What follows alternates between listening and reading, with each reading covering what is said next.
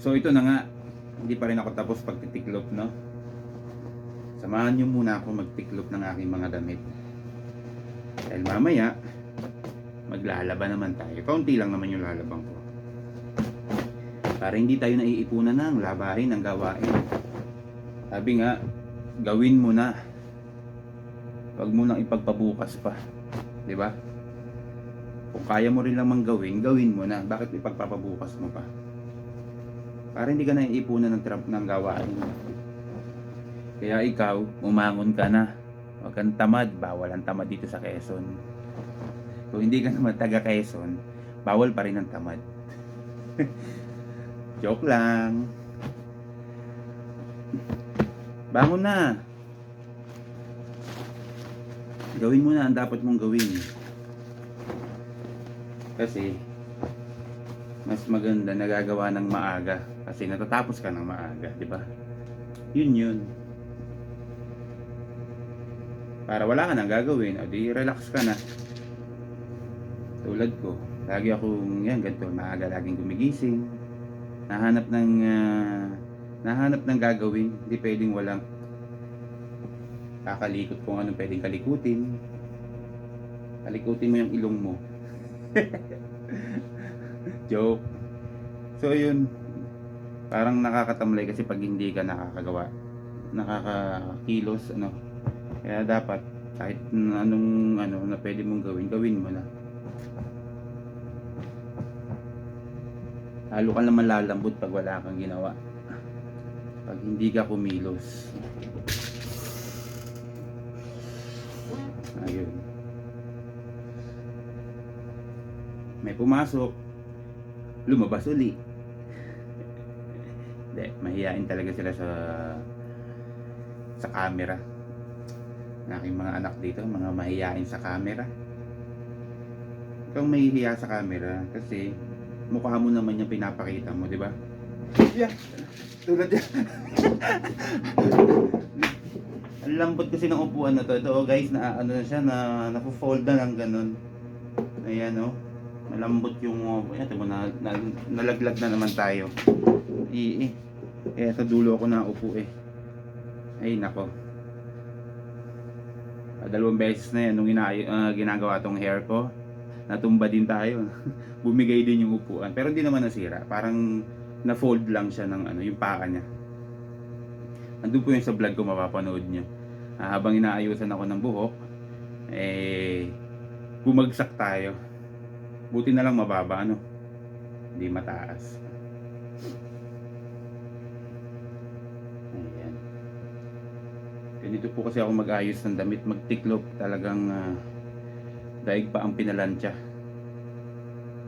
Kumbaga talagang tuwid. Maganda po kasing ilagay sa cabinet o Jorabox mo, ano ba tawag doon? Tuwid para maganda mong kunin. Pangit yung basta na lang tiklop. Ayoko po ng ganun. Gusto ko kasi ganyan. Ayan, kahit hindi siya pantay, basta maayos ang tiklop. Ayan. Maganda kasing kunin sa damitan na ayos yung pagkakatiklop ng damit mo.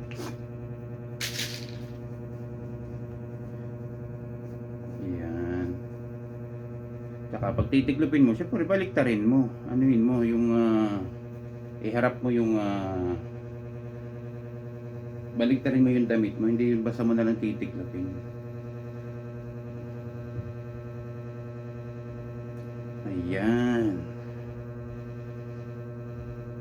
Diba? Konti na lang. Samahan mo na ako, huwag ka na mainip.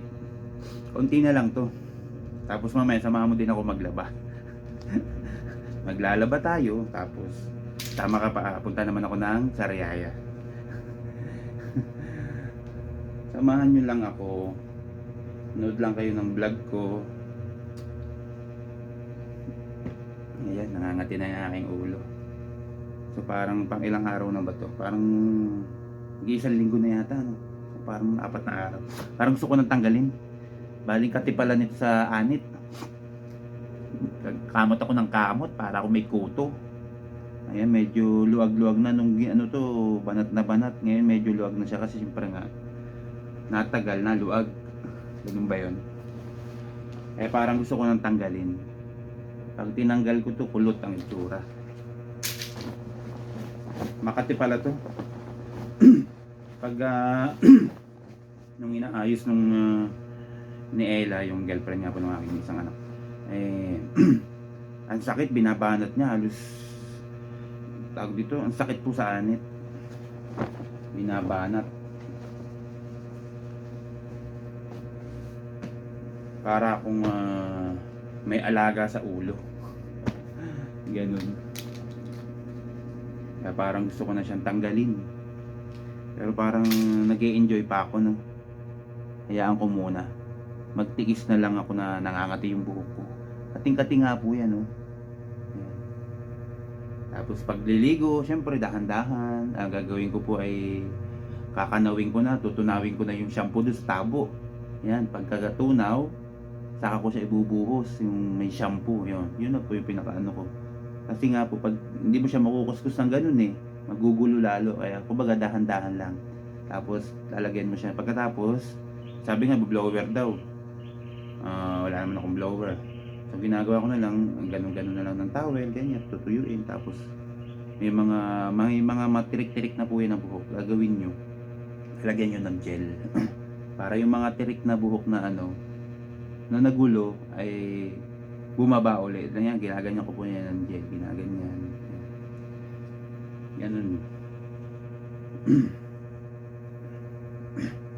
Hanggang ito na may natagal, depende po sa inyong pag-iingat. Kaso nga po ako nangangati na. So, sige lang, enjoy lang natin ng ilang araw tapos saka natin tanggalin. Kasi first time kong magpagawa ng ganito. First time yan, dahil mahaba yung ating hair. Malapit na pag nag-apply na po ako, kasi yun nga plano ko. Mag-apply, umalis uli, mag-iibang bansa po ako. Eh, syempre magpapagupit tayo. Plano ko pong mag-abroad at kailangan nating mag-ipon, kailangan nating syempre may mga anak tayo na nag-aaral.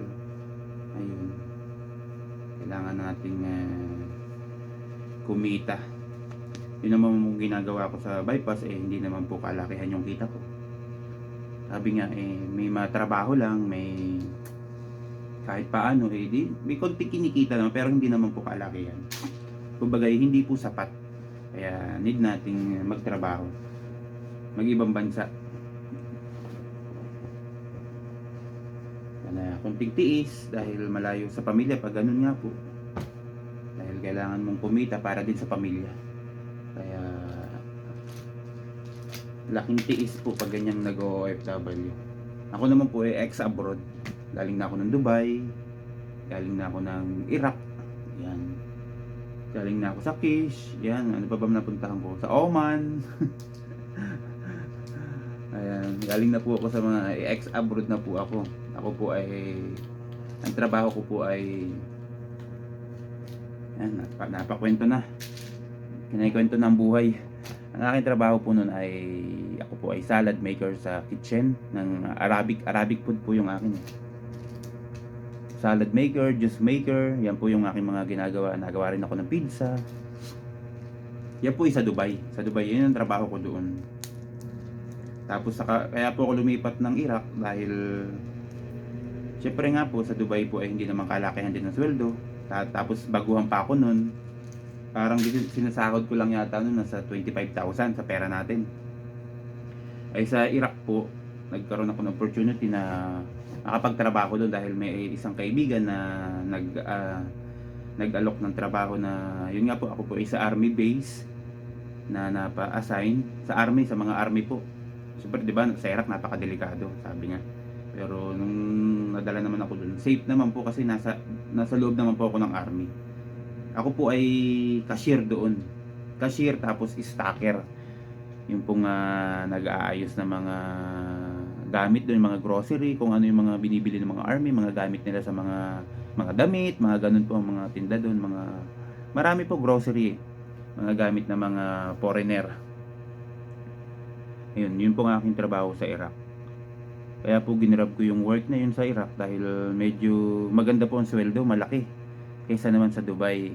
Kasi ang sweldo ko po sa Iraq ay umaabot ng 70k, 70,000. Kukumpara natin sa sweldo ko sa Dubai, 25,000. So, syempre 'di ba? Kahit naman sino igagrab 'yan. Pipili at pipili ka ng malaking sahod.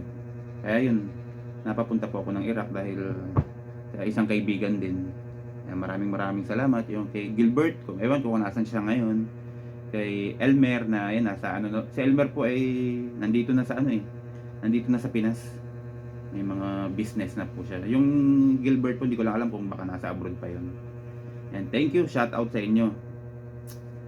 Ayun po yung work ko sa Iraq, yun nga, cashier stacker.